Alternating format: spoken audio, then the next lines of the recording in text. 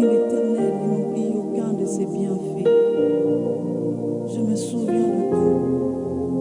Je me souviens de ce que tu as fait dans ma vie. Je me souviens d'où tu m'as tiré, Seigneur. Je me souviens de combien tu m'as aimé. Oui, je ne peux que chanter tes bontés. Je ne peux que te louer, Seigneur. Je ne peux que t'adorer, oh Dieu, à cause de ce que tu as fait pour moi. Je me souviens de tout, Jésus. Alléluia. Alléluia. Ah ouais. Zambe nangaye.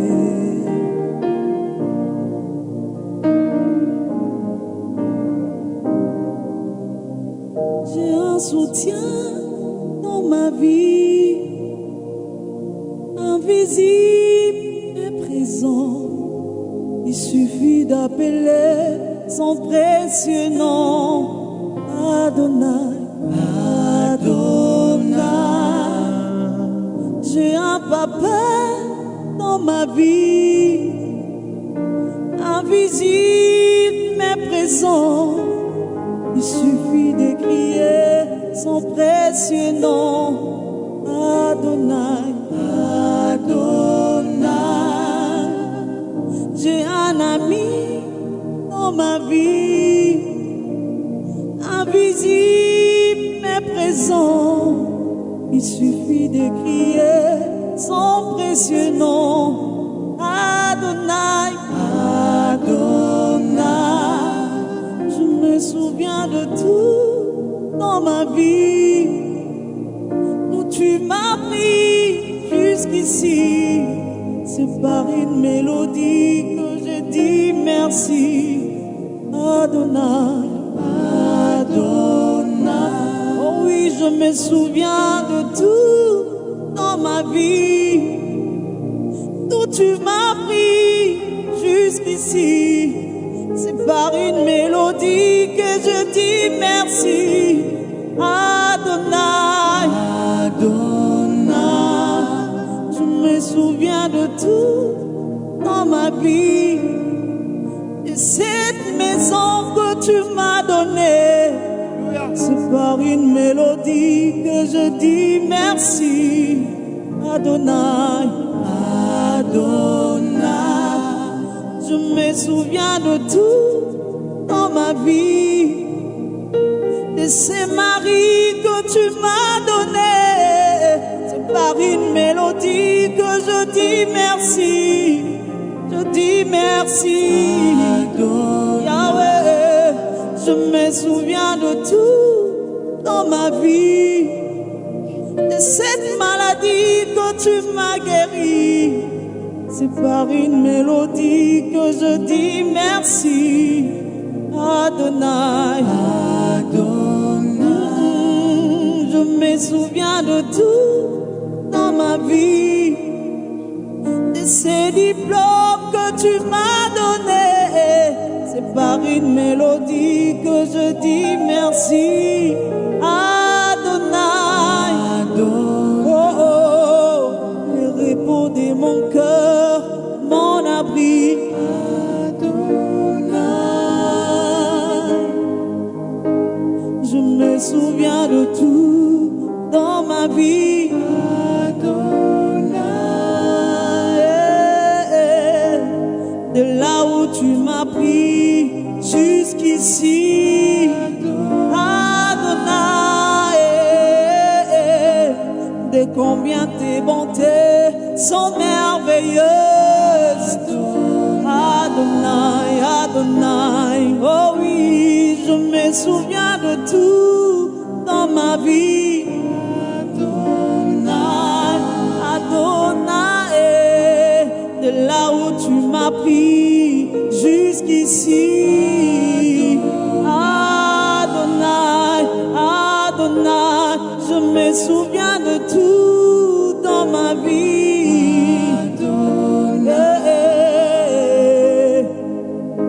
et là où tu m'as ramassé jusqu'ici, tu m'as je me souviens de tout dans ma vie. Adonai, et combien tu m'as pris dans les péchés. Tu m'as lavé, tu m'as sanctifié, tu m'as guéri. Adonai, Adonai, Adonai. Alléluia. Oh, je ne peux que chanter tes bienfaits. Je ne peux pas me taire, Seigneur. Si je vois ce que tu as fait dans ma vie jusqu'ici, je ne peux que chanter. Jusqu'ici, l'Éternel m'a secouru. Jusqu'ici, l'Éternel m'a secouru. Oui, je peux le dire encore ce soir. Je peux le dire encore en ces moments. Jusqu'ici, tu m'as secouru. J'étais dans le péché. J'étais morte, Seigneur. Tu es venu jusqu'à moi. Tu m'as pris, Jésus. Ton amour s'est manifesté alors que j'étais encore pécheur. Oui, Seigneur, tu m'as aimé. Tu m'as aimé, oh, d'un amour inconditionnel. Nani alinganga koleka yo. Nani alinganga lokola yo. Oui, Seigneur, je me souviendrai toujours de ce que tu as fait. Je me souviendrai toujours de ton amour. Oui, ta parole dit, oh, ton amour s'est manifesté en ce que lorsque nous étions encore pécheurs, Christ est mort à la croix pour nous. Alléluia.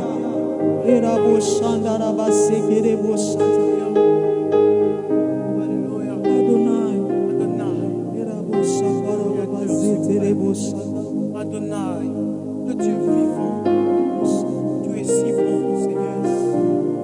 Nous sommes là pour t'adorer, Dieu de gloire. Si les hommes peuvent nous abandonner, si les hommes peuvent, malgré leurs efforts, être incapables de manifester la fidélité, disant que tu es fidèle, Dieu, que tu es fidèle, Dieu, car tu n'es pas un homme pour mentir, ni un fils d'homme pour te repentir. Tout ce que tu dis, tu l'accomplis. Là où les hommes font des choses contraires à ce qu'ils disent, toi tu dis et fais ce que tu dis, Seigneur. Nous vous saluons, bien-aimés dans le Seigneur, vous qui êtes à la maison, et nous prions que le shalom de Dieu, que sa paix soit avec nous tous. Et plaise au Seigneur qui a voulu également que nous puissions continuer avec vous sur ce thème que nous avons commencé depuis le dimanche passé sur la maturité de l'Église. Et nous ne cesserons de le répéter que Jésus-Christ, il bâtira son Église. Il n'a pas besoin de bâtir avec les hommes, car les mains des hommes ne peuvent pas plaire à Dieu, mais c'est lui-même qui va bâtir toutes choses. Nous allons continuer comme nous nous sommes arrêtés la fois passée sur les manifestations du Fils de Dieu, qui était notre deuxième point. Le premier point, nous avons parlé sur la révélation du Fils de Dieu, et nous avons donné plusieurs cas qui ont certifié noir sur blanc dans les Saintes Écritures qu'il y a eu des personnages qui nous ont témoigné que Jésus était bel et bien le Fils de Dieu. Et par rapport à cela, nous avons introduit le deuxième point qui était les manifestations du Fils de Dieu. Et la première des manifestations que nous avons parlé la fois passée, c'était le Fils de l'homme. Ce n'était pas un aspect, un qualificatif, bien un titre, pour mieux l'illustrer, qui n'a pas commencé par Christ lui-même. Cela a commencé depuis l'Ancien Testament, en parlant d'Ézéchiel et de Daniel, qui ont eu à nous enseigner par rapport à ces titres de Fils de l'homme. Mais lorsque Jésus exprime cela, ce n'était rien d'autre qu'une présentation de lui-même. Quand il utilisait ces titres de Fils de l'homme, il voulait plus parler de lui-même. Et la première des notions à retenir par rapport à cela, nous avons parlé de l'humilité. De l'humilité par rapport à ces deux facettes, qui était la première facette, l'acceptation des autres. On est humble quand on accepte également les autres. Et la deuxième facette, c'était la modestie, qui était une retenue dans la manière de parler de soi. Bien-aimé, j'aimerais te poser la question. Quand tu parles de toi-même, quelle opinion les gens peuvent retenir de toi? Est-ce que tu parles de toi-même au-dessus des autres? Et ce n'est pas ça, ce qui est la pensée de Dieu par rapport à l'humilité. Nous allons introduire le deuxième point. Après l'humilité, sur le Fils de l'homme, c'était la rédemption. Pour bien comprendre la rédemption, nous allons d'abord faire un bac sur ce que veut dire le Fils de l'homme, comme nous l'avons annoncé la fois passée, que c'est un mot hébreu qui veut dire Ben Adam. Ben Adam qui se traduit littéralement par les fils d'Adam ou les fils de l'être humain. Et lorsque nous parlons de la rédemption, la Bible est claire lorsque dans Genèse chapitre 3, je vais vous inviter à ouvrir nos Bibles dans Genèse chapitre 3.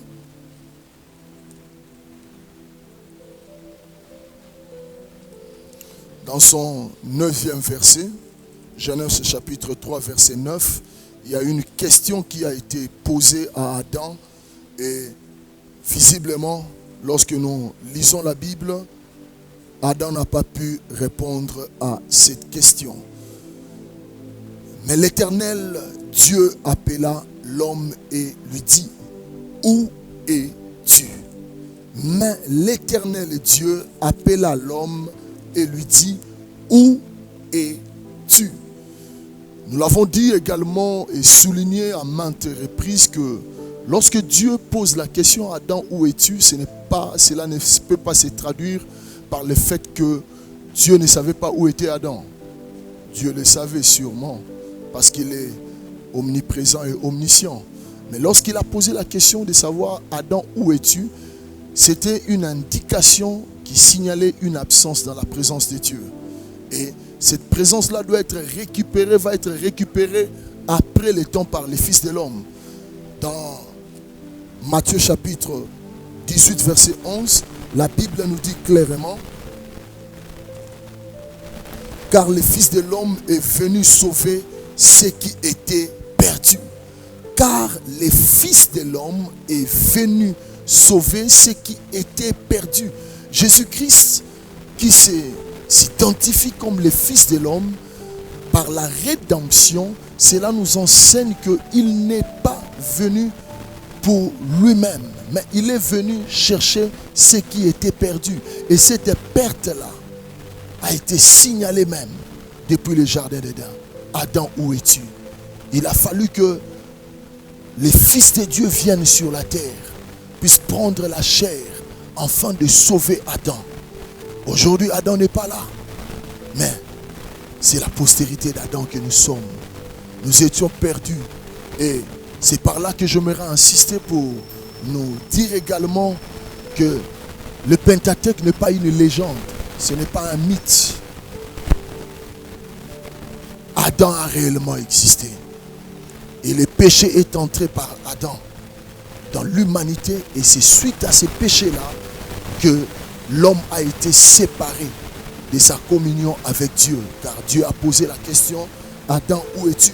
Vous pouvez également le lire dans Luc chapitre 19, verset 10, qui sera qu'une répétition par rapport à cela.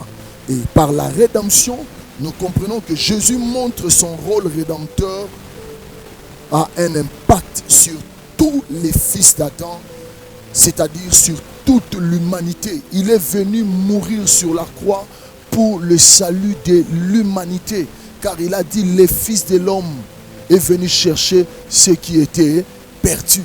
Donc je suis venu chercher ceux qui étaient perdus. Qu'est-ce qu'il faut comprendre par le fait que Adam, Dieu lui a dit clairement dans Genèse chapitre 2, dans le livre de Genèse chapitre 2, verset 17. La Bible nous dit,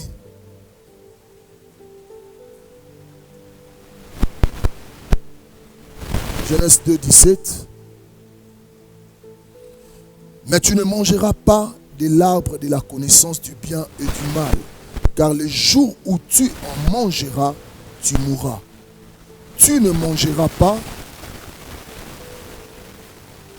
de l'arbre de la connaissance du bien et du mal, car le jour où tu en mangeras, tu mourras. Adam a mangé le fruit de l'arbre de la connaissance du bien et du mal, mais nous nous rendons compte que dans Genèse 3:9, Dieu est venu, il a posé la question, Adam, où es-tu? Adam a sûrement écouté Dieu. Mais on se pose la question, est-ce que Adam était-il réellement mort? Parce qu'on attend. Il y a eu encore échange entre Dieu et Adam. Mais comment parler d'une mort, mais pendant que la personne répond à Dieu? Comment allons-nous expliquer cette mort pendant que cette personne pouvait écouter Dieu et dire à Dieu, j'ai écouté, j'ai entendu ta voix et j'ai eu peur, je me suis caché. Mais quelle était donc cette mort? Je prie à quelqu'un de me suivre attentivement. Nous pouvons bel et bien parler, nous pouvons manger, nous pouvons de foi voyager, mais sommes-nous réellement vivants? Adam pouvait parler, Adam pouvait également répondre à Dieu, mais est-ce qu'un mort peut parler? Adam pouvait également continuer sa vie. Mais qu'est-ce qui était mort à Adam? C'est là où le Seigneur, en tant que Fils de l'homme, par la rédemption, va nous faire comprendre qu'est-ce qui était mort dans la vie d'Adam. Prenons le texte de Luc chapitre 15, un texte que j'aime bien, une parabole qui parle de l'histoire de l'enfant prodigue. J'aimerais plus lire les derniers versets pour nous faire comprendre qu'on peut bel et bien manger, on peut bel et bien se promener, on peut bel et bien parler, mais faisons très attention, sommes-nous vivants? Mais il fallait bien s'égayer et se réjouir, parce que ton frère, que voici, était mort et qu'il est revenu à la vie, parce qu'il était perdu et il est retrouvé. Ton frère que voici, on est en train de présenter au frère du fils prodigue, le fils prodigue qui est vivant. On le présente que ton frère que voici était mort et il est revenu à la vie parce qu'il était perdu. Donc parfois lorsque nous sommes perdus comme Adam, nous sommes morts.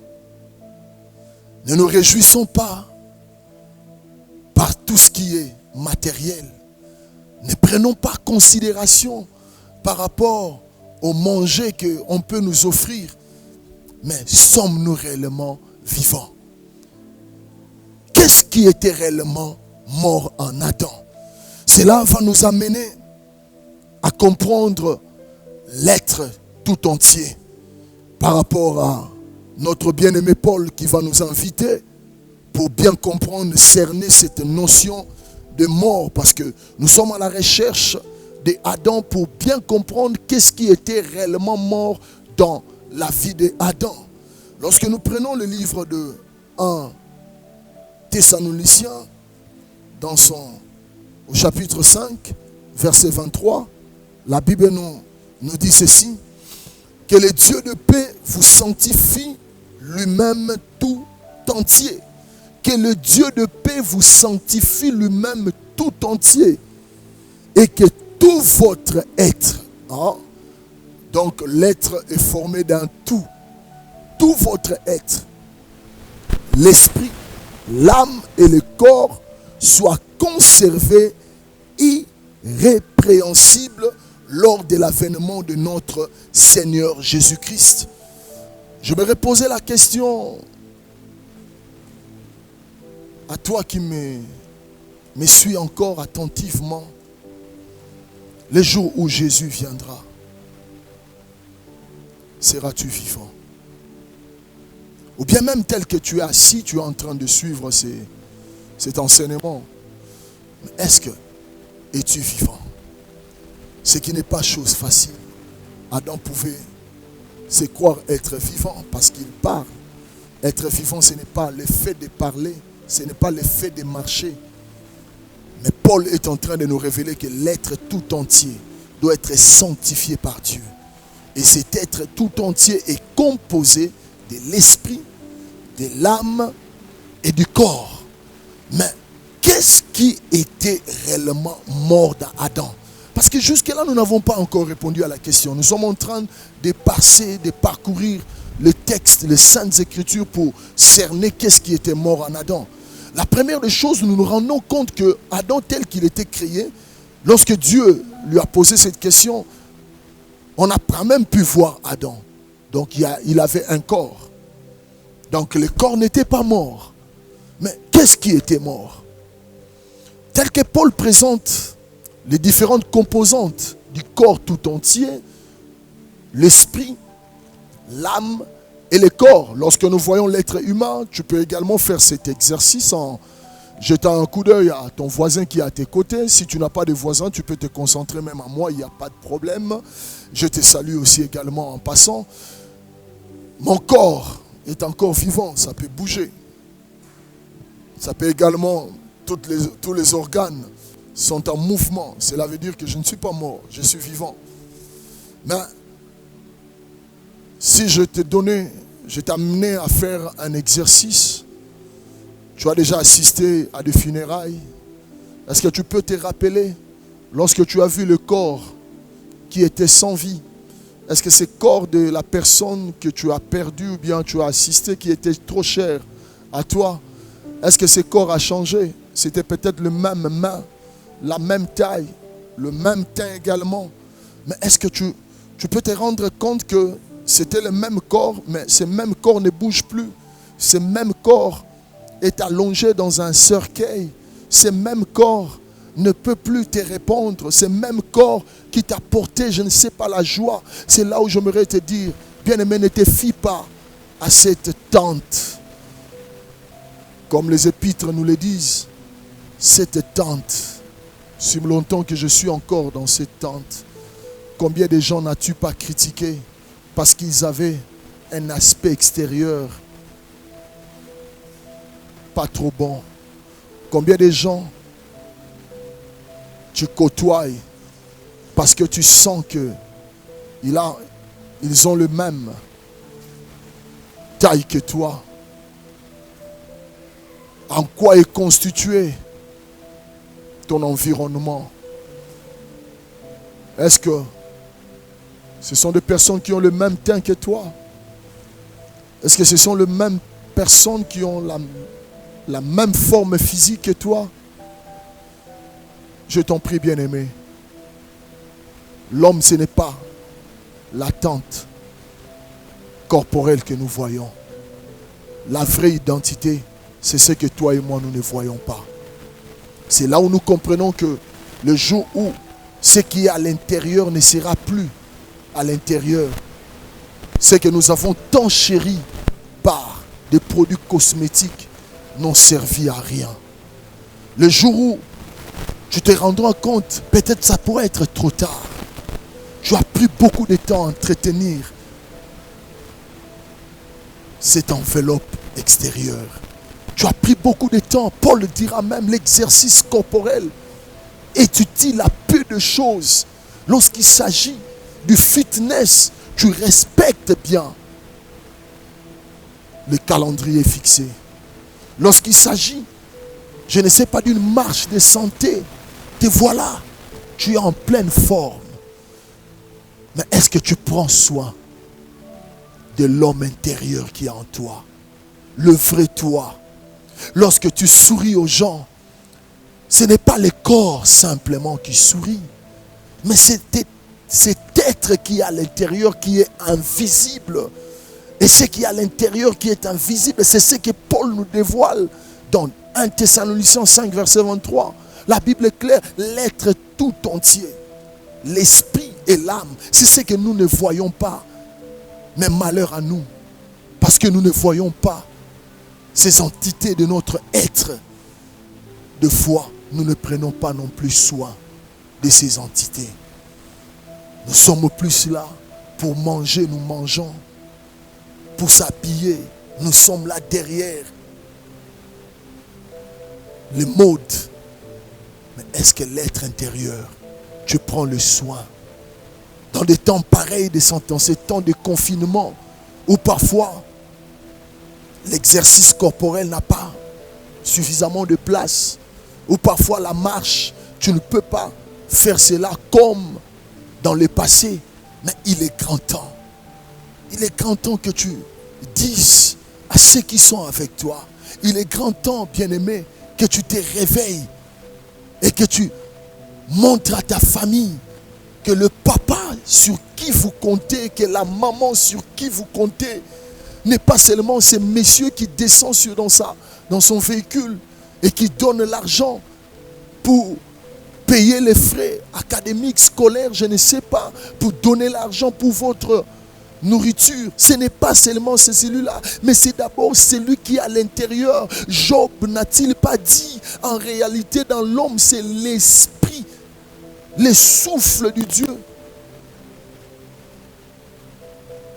Qu'est-ce qui était réellement mort? Ce n'était pas une mort qu'on pouvait voir avec les yeux humains, mais c'était une mort qu'on ne pouvait voir qu'avec les yeux spirituels. Si dans l'être humain tout entier on peut voir le corps, mais il y a aussi dans l'être humain tout entier ce qu'on ne peut pas voir, ce qui ne relève pas du domaine matériel. C'est l'âme, c'est aussi l'esprit. Mais qu'est-ce qui était réellement mort? Si on s'est rendu compte que Adam, ce n'est pas le corps, parce qu'on n'a pas vu un cadavre s'allonger, mais on se rend compte que à l'intérieur de Adam, il y avait des composantes immatérielles. Et parmi ces deux composantes, il y a eu une composante qui est morte. Mais quelle était cette composante? C'est ce que l'œuvre de la rédemption est venue faire. Ah ben, j'aimerais t'annoncer que la croix de Jésus, Jésus n'est pas monté sur la croix pour que nous achetions des parcelles. Ça, ce n'est qu'une conséquence. Mais le travail était d'abord fait à l'intérieur. Mais qu'est-ce que le Seigneur a réellement touché? Qu'est-ce que le Seigneur est réellement venu donner? Jésus n'est pas venu donner sa vie pour que j'ai seulement la bonne santé. Ça, c'est une conséquence. Mais les cibles de Christ n'étaient pas l'enveloppe extérieure, mais c'était quelque chose de l'intérieur. Et si Adam ne pouvait pas nous le dire, si même dans les livres passés, on ne pouvait pas nous le dire, mais rentrons-y. Lorsque le Seigneur lui-même s'est présenté, qu'est-ce qu'il a dit? Prenons le livre de Jean chapitre 3, dans son Jean chapitre 3, que nous allons lire pour comprendre ces faits. Mais il eut un homme d'entre les pharisiens nommé Nicodème, un chef des Juifs, qui vint lui auprès de Jésus de nuit et lui dit: Rabbi, nous savons que tu es un docteur venu de Dieu, car personne ne peut faire ces miracles que tu fais si Dieu n'est avec lui. Jésus lui répondit: en vérité, je te l'ai dit, si un homme n'est né de nouveau, il ne peut voir le royaume de Dieu. Nicodème lui répondit: comment un homme peut-il naître quand il est vieux? Peut-il entrer dans le sein de sa mère et naître? Jésus répondit: en vérité, je te le dis, si un homme n'est né d'eau et d'esprit, il ne peut entrer dans le royaume de Dieu. Écoute maintenant la réponse Ah, Jésus va nous dévoiler lui-même parce qu'il savait sa mission. Il n'était pas venu pour le cosmétique. D'ailleurs, j'aimerais te dire, il y a des choses, même si tu reçois le Seigneur, ça ne changera pas. Quelqu'un qui est de teint noir comme moi, même si je reçois le Seigneur, le teint ne va pas changer. Parce que le Seigneur n'est pas venu pour résoudre ses problèmes. Même si tu as un teint clair, si tu reçois le Seigneur, cela ne veut pas dire que le Seigneur va changer le teint. Mais il dit, en vérité, je te le dis, si un homme n'est né d'eau et d'esprit, il ne peut entrer dans le royaume de Dieu. Ce qui est né de la chair est chair, et ce qui est né de l'esprit est esprit. Le Seigneur Jésus lui-même vient répondre à cette question. Et il répond à cela avec un argument de taille, afin de dire ce qui est né d'esprit est esprit. Et c'est là il s'adresse à Nicodème, un docteur de la loi. Il ne connaissait pas ces choses. Nicodème, lorsqu'il pose la question, il prend son propre exemple. Est-ce qu'un homme qui est vieux peut-il rentrer dans le sein de sa mère et renaître encore? Le Seigneur lui dira non. Donc pour ces choses, si la naissance de l'esprit doit être faite, nous devons comprendre maintenant qu'est-ce qui s'est passé dans la vie d'Adam. Lorsqu'il a été créé, la Bible déclare que Dieu a pris la poussière, il a façonné, il a donné la forme. Et Dieu souffla sur les narines de l'homme. Et l'homme devint une âme vivante. Le souffle, le roi de Dieu qu'il a transmis dans ses corps qui étaient sans vie, c'est ce qui a donné la vie. Et l'homme est devenu une âme vivante. Et c'est dans l'âme que nous comprenons qu'il y a trois types de fonctions. L'âme a trois fonctions essentielles. Il y a la volonté, qui est la faculté de choix et de décision. Il y a également l'intelligence, qui est la faculté de penser et de raisonnement. Et troisièmement, il y a l'intelligence, les sentiments. Les sentiments qui est la faculté du plaisir, de la joie, de la peur, de la colère.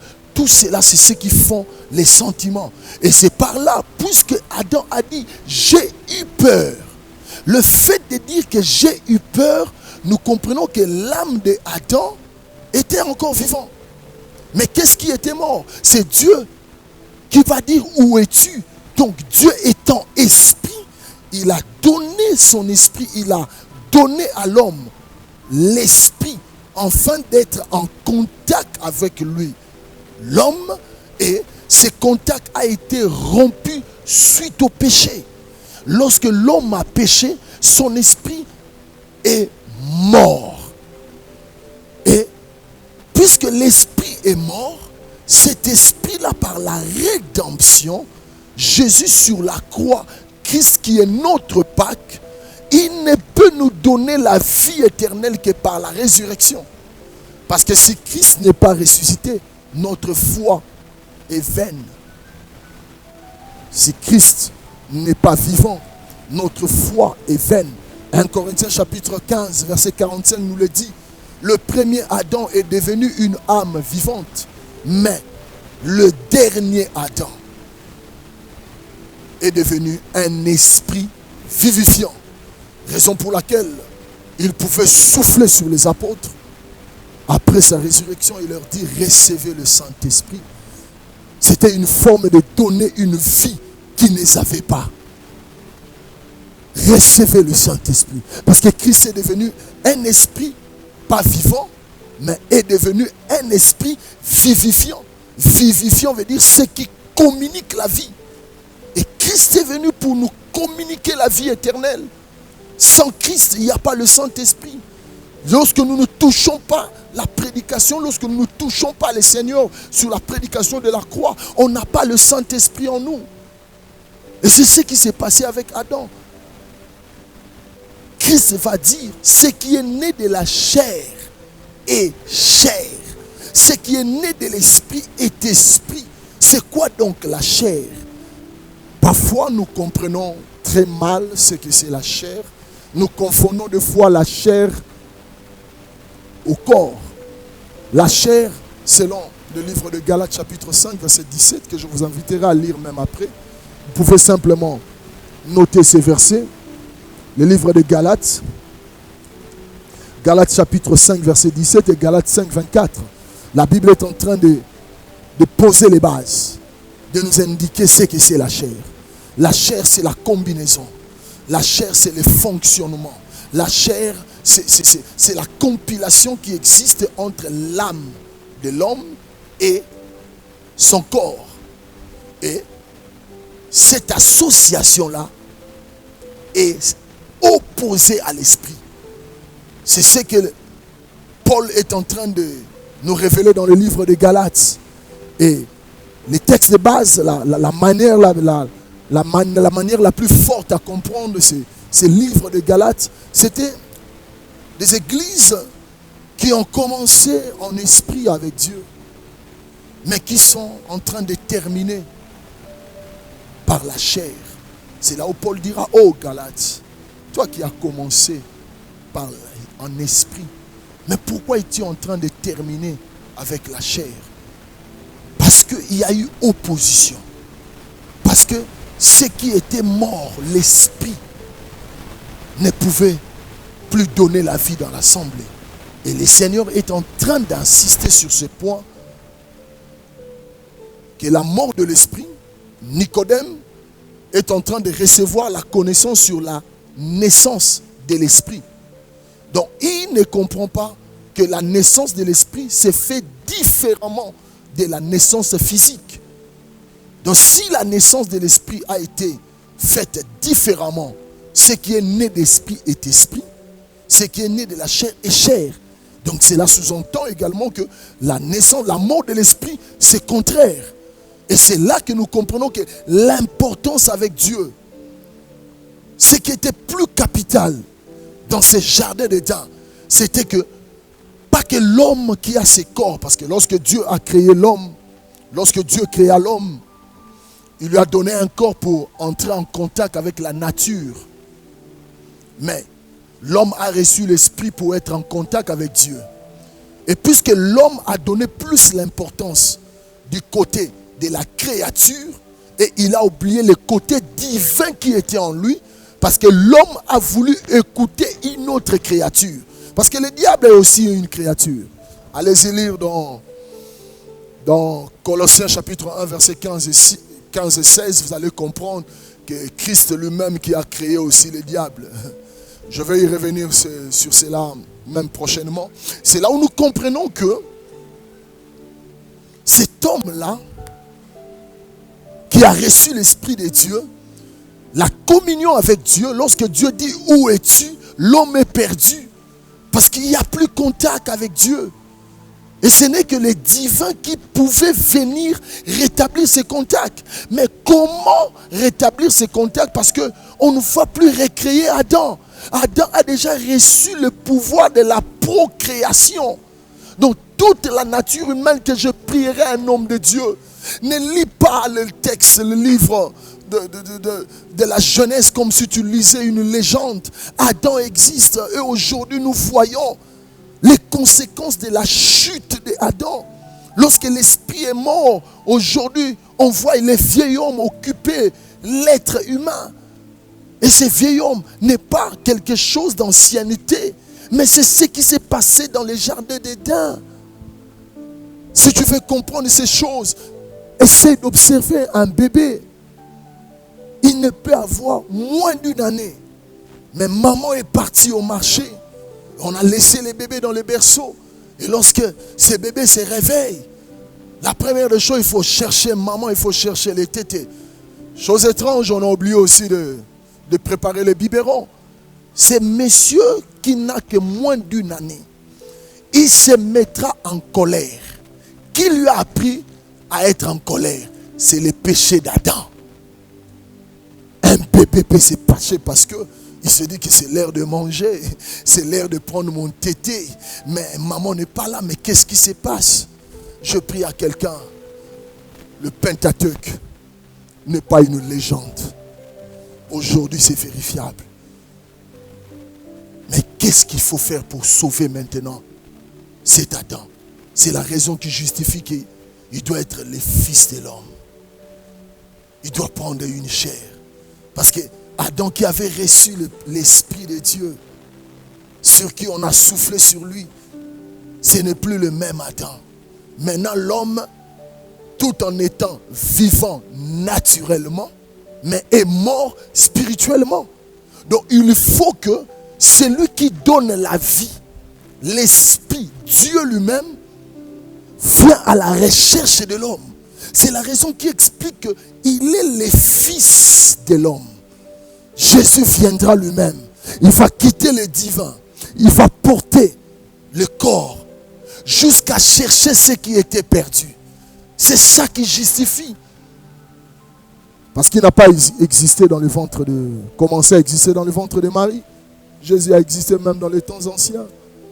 La Bible dit dans Michée chapitre 5, versets 1 et 2, celui dont l'origine remonte aux temps anciens, au jour de l'éternité. C'est celui-là qui devait venir chercher l'image de Dieu qui a été corrompue. Et on devait envoyer la véritable image qui est Christ, selon Colossiens. C'est lui qui est l'image du Dieu invisible. Le Dieu invisible qui occupe le trône. Mais il fallait maintenant que Christ prenne l'image du Dieu qui est invisible pour venir chercher Adam. Adam qui était perdu. Et pour le chercher, on ne peut pas trouver Adam spirituellement. Parce que l'esprit est mort. Il faut trouver Adam physiquement. Et Christ a pris un corps et est venu chercher Adam. Il est venu chercher toi et moi. Et la bonne nouvelle, que cette fois-ci, ce n'est plus le prophète. Dieu ne nous a pas envoyé le prophète. Parce qu'aucun prophète n'est mort sur la croix pour vous et moi. Mais c'est le Fils de Dieu lui-même. Il est Dieu. Raison pour laquelle moi je crois en la résurrection. Parce que j'aimerais bien le dire à Lingala, Nzamba kufakate. Nzamba kufakate. Dieu ne meurt jamais. Il est venu à ta recherche. Raison pour laquelle il t'a donné sa vie sur la croix. Et lorsque nous avons reçu la vie de Christ en nous, nous ne pouvons que dire à tous ceux qui l'ont reçu, elle a donné le pouvoir de devenir enfants de Dieu. Ceux qui sont nés ni de la volonté du sang, ni de la volonté de la chair, ni de la volonté de l'homme. C'est par ces récits que de la rédemption, Christ qui est notre Pâques, la différence que j'ai créée avec Exode 12 est que l'agneau qui a été immolé dans Exode 12, cet agneau-là a terminé sa vie dans la chair. On l'a mangé. Il n'a pas été ressuscité. Mais l'agneau qui est le nôtre, qui a été pendu, c'est Adam qui a connu le péché. J'aimerais dire à quelqu'un, l'endroit où Adam a péché, c'était dans un jardin. Dans le jardin d'Éden. Donc pour trouver Adam, on devait rentrer aussi dans le jardin. Eh bien, allez-y fouiller le livre de Jean. J'aime bien Jean. Jean n'a pas utilisé les mots pour le plaisir. Il a dit que lorsque les femmes sont arrivées, ils ont vu un homme pensant que c'était les jardiniers. Oh. Donc ce jardinier-là, c'était lui Christ. Donc pour indiquer qu'il était dans un jardin. Parce que le tombeau où on a mis le Seigneur, la Bible nous dit que ce tombeau était dans un jardin.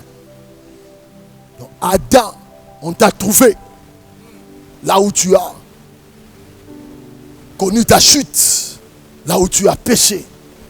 Christ est devenu un esprit vivifiant. Il continue à donner la vie jusqu'aujourd'hui. Il continue à donner la vie partout. Mais est-ce que tu es prêt à lui donner ta vie? Es-tu prêt, bien-aimé, à dire, je reconnais que je marche, je pars, j'écoute, j'entends, je vois, mais je sens qu'il y a un vide. Il y a un vide au-dedans de moi. Il dira à Nicodème, c'est lui qui est né de la chair et chair. Mais c'est lui qui est né de l'esprit et d'esprit. Dans ce monde, la Bible nous enseigne qu'il y a deux types de naissances. Il y a une naissance naturelle qui est la première naissance, mais à ne pas négliger cette naissance. C'est pour cela que le Seigneur est en train de dire, celui qui détruira ces corps, moi aussi je les détruirai. Cela sous-entend quoi? Tu ne peux recevoir le Seigneur que quand tu es vivant. Tu ne peux recevoir Jésus que quand tu es vivant. Tel que tu m'entends, tel qu'au-dedans de toi, il y a ta conscience qui est en train de te dire qu'il y a longtemps, tu as écouté cet appel, mais tu as longtemps également résisté. Mais le Seigneur te dit, à tous ceux qui l'ont reçu, à tous ceux qui croient en lui, elle a donné le pouvoir de devenir enfants de Dieu. Ceux qui ne sont pas nés du sang, de la volonté de la chair, ni encore de la volonté de l'homme. Tu as connu la première naissance. C'était une naissance naturelle. Lorsque l'esprit d'Adam est mort, Adam est totalement devenu un homme naturel. Il n'y avait rien de spirituel en lui. Bien-aimé, Dieu est esprit. Dieu est esprit. Tu ne peux plaire à Dieu que par ta foi. L'expression de cette santé spirituelle, c'est ce qui se manifeste par la foi. Ceux qui sont en bonne santé spirituelle, ce sont ceux-là qui exercent leur foi. Il y a une différence entre foi et courage. Le courage relève du domaine psychique, de ton âme. Il y a des gens qui sont naturellement courageux. Mais la foi, c'est en d'autres termes le courage qui relève de l'esprit. Jésus-Christ qui est notre Pâque, il a donné sa vie. En premier lieu, pour que ton esprit renaisse. Et lorsque ton esprit renaît, il y aura une conséquence sur ton âme et sur ton corps. Je vais y revenir prochainement. Mais je t'en prie, il a donné sa vie. Jésus-Christ est notre Pâque. Il est mort et ressuscité. Et il est vivant. Si tu m'aurais expérimenté cette nouveauté de vie en lui, je t'inviterai à faire avec moi cette prière. Une prière qui pourra être prononcée du fond de ton cœur en croyant au Seigneur Jésus-Christ comme Seigneur et Sauveur. Suivant Romains chapitre 10, versets 9 et 10. Si tu peux me suivre dans cette prière. Seigneur Jésus, tu as donné ta vie, toi le divin, pour que nous soyons sauvés. Je reconnais que ma vie était naturel. Et je t'accepte comme Seigneur et Sauveur. Je renonce à ma vie passée. Pardonne mes péchés. Je pardonne également à tous ceux qui m'ont offensé. Et je te prie, entre dans ma vie. Change ma vie. Tu étais à la porte. J'ouvre mon cœur. Entre. Occupe ma vie. Et qu'en esprit, je puisse connaître la nouvelle naissance. Alors que tu as prié avec moi, mais j'aimerais encore prier pour toi. Tendre Père, je te dis merci. Merci pour toutes ces âmes qui sont rendues à toi. Merci parce que tu es mort sur la croix à cause de ses frères, à cause de cette sœur. Merci parce que tu lui as encore manifesté ton amour. Et c'est là et le témoignage d'une vie passée qui était dans le péché, dans les liens. Mais je prie, Père, que ton esprit en eux